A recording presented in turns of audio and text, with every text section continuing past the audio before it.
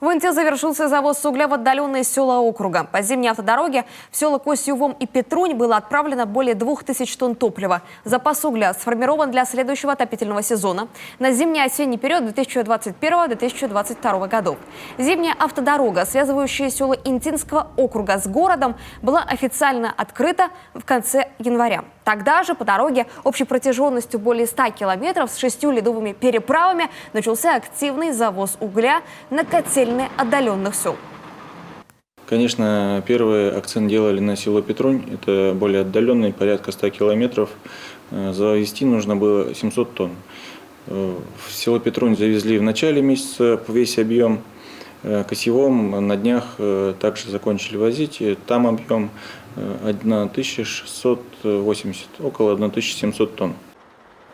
Завезли в Петрунь и новый котел в котельную. Он будет смонтирован летом. Всего в котельной работает 2 котла. 2 года назад один из них был заменен. 2 сезона работы прошли без нареканий. Что же до угля, то в этом году в села он отправился с разрезов Кузбасса. Для транспортировки топлива ресурсоснабжающая организация нанимала подрядчика.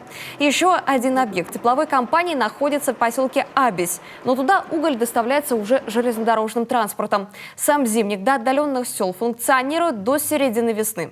Сейчас в Инту пришла теплая погода, оттепель может существенно сократить срок эксплуатации дороги. Из-за этого за ледовыми переправами установлен строжайший контроль.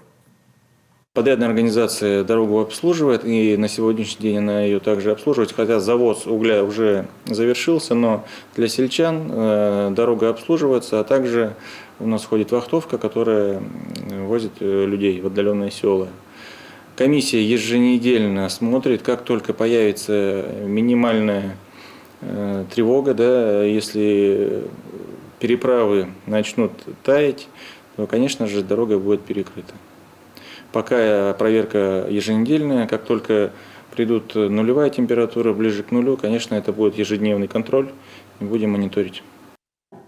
На данный момент запас топлива в отдаленных селах Интинского округа Петрунь и Косьювом сформирован на 100%.